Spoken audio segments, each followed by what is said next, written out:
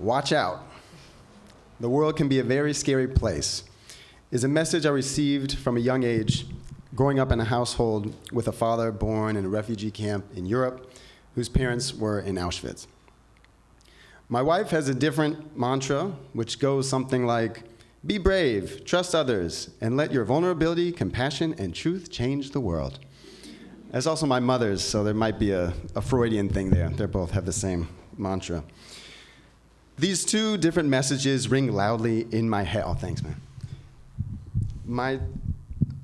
I'm taller than I realized. It's great. This is a great day. It's an amazing day. Mom and Dad, thanks. These two different messages ring loudly in my head as I prepare for a big presentation about anti-Semitism. I run a business with my Muslim and Jewish friends called Isma Shema, which means listen and listen in Arabic and Hebrew. We go to different colleges and present on Islamophobia and anti-Semitism and Israel and Palestine. It's not always a walk in the park, but it's probably the most meaningful work that I've ever done. The night before a big presentation, I'm bouncing some ideas off of my wife. I say, honey, I just don't want to get canceled. You know, emotions are running so high these days. One wrong word and you're done. Could be the end of my career, right? And she says, yeah, I get it, baby. It's a crazy time. You know, my colleague almost lost her job for wearing a watermelon on her lapel, and she's a doctor. Are you serious? Is that even legal? She tells me there's so much trauma right now, and people are weaponizing their pain and getting people fired for it. She tells me she thinks I should just say what needs to be said. Then we close our eyes as night falls, and it feels like the sun rises quicker than usual. But the day starts whether I'm ready for it or not.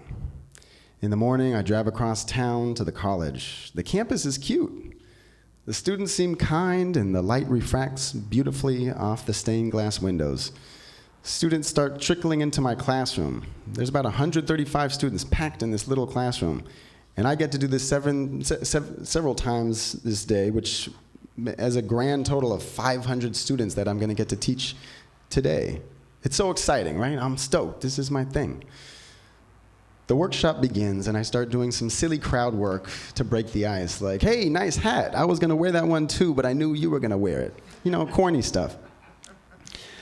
I do my crowd work, and these students seem awesome. Here we go. I start advancing my slides, and still that dichotomy between my dad's voice and my wife's voice is ringing loudly in my ears. Watch it, play it safe, versus just be yourself and speak from the heart. Maybe a nice middle ground is the way to go today. Students seem captivated by my history facts, like, did you know Henry Ford put a copy of the Protocols of Elders of Zion in each new Model T? Yeah, he was a super Jew hater, right? Or did you know that Walt Disney was the only big person in Hollywood to invite Hitler's propaganda filmmaker to tour the Disney studios? Not the happiest place on earth, after all. These are what my wife lovingly, and sometimes not so lovingly, calls Zack facts. They're fun. They're weird. The students are vibing, and I'm weaving stories, making folks think and laugh, and I'm in my element. Things are going great. Then I decide to be a little brave, listen to my wife, and delve into October 7th and the current devastation. I give an overview of Israel-Palestine history. I give facts about 1948 partition, the contested histories, the Nakba, the 5 aliyahs to Israel, the left, right, and center takes on the first and second intifadas. Zack facts on Zack facts on Zack facts. Here we go. Students are captivated, and I'm walking up and down the aisles, being as entertaining as I can to make people think and not fall asleep. I mean, you know, it's right next to lunch, so it's a tough thing. Then a student raises his hand and says, do you think it's genocide? The voices of my dad and my wife ring loudly in my head. Well, great question. I don't think it's really about what I think, but according to the International Criminal Court, I say all the fancy words and give a formal answer. Another hand shoots up. So what do you think about the encampments? The students are curious, and I love it. Well, I went to go to the UCLA encampments, and I wanted to see it with my own eyes because I didn't want the media to cloud my judgment. And what I saw was students protesting a war they didn't agree with, and actually several students were leading Shabbat prayers in the encampment. Students are nodding their heads. I make sure to use language that's inclusive of both progressive and conservative students. The proverbial bell rings, and it's time to go to lunch. The session's over. Students come rushing up to thank me for being so honest about answering all their questions and not dodging any of them. One Israeli student walks up to me and says she didn't agree with everything I said, but that she loved the way that I spoke and my candor and how fair I was to various viewpoints. She gave me her email and said, let's share articles, and I think, we should build on each other's knowledge. And I felt so good that dialogue and connectivity was actually happening here. The rest of the presentations went on without a hitch.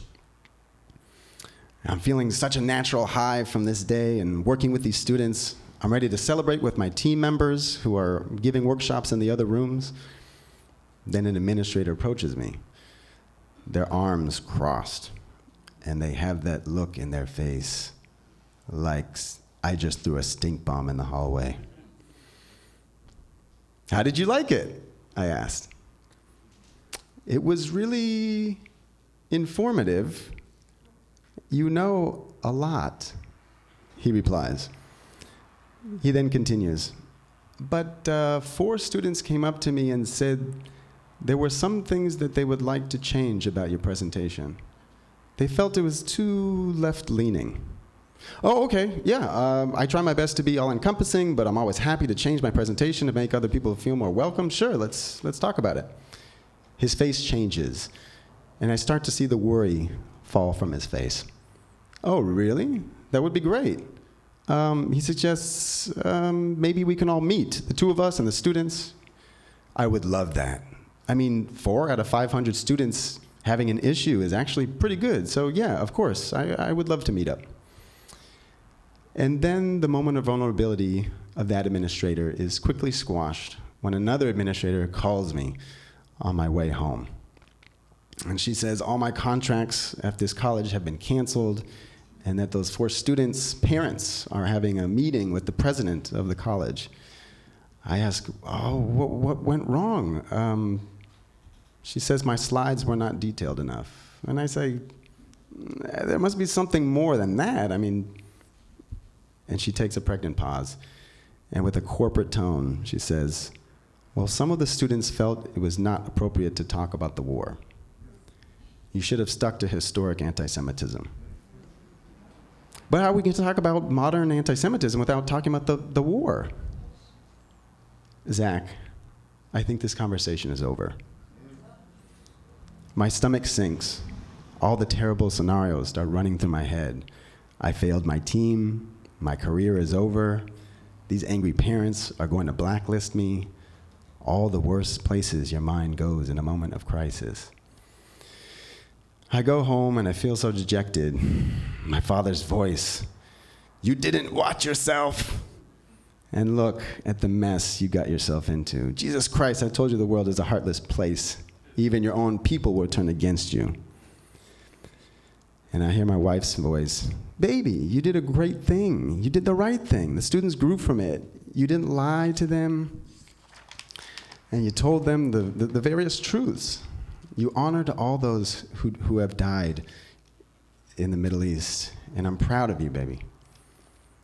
But I felt like a failure. Why didn't those students just talk to me? We could have all grown together. I remember my last words to the administrator on the phone were, don't let these students cancel me without an honest dialogue together. This is not the way to teach the next generation to deal with conflict. Are they going to discard everyone they don't like throughout their whole lives? What are we teaching them? And then I thought, maybe this will just blow over in a few days. But alas, the angry emails began flooding my inbox. My team starts asking me questions about what I said in the workshops, and I just want to crawl into a ball. But I can't stay in the fetal position for too long. I have bills to pay and new speaking gigs to prepare for. I have to put one foot in front of the other and jump on stage at another college shortly thereafter. I start out the presentation, this time with a friendly PSA.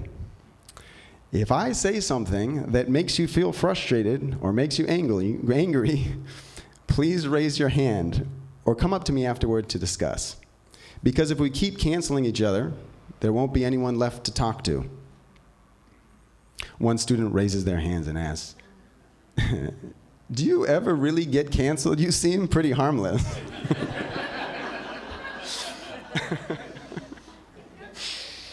I chuckle and say, thanks, I think that's a compliment.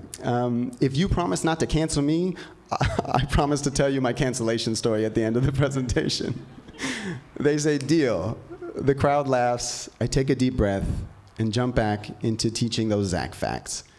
Canceled or not, now I can hear my parents' and wife's voice saying, breathe, you're on the right path.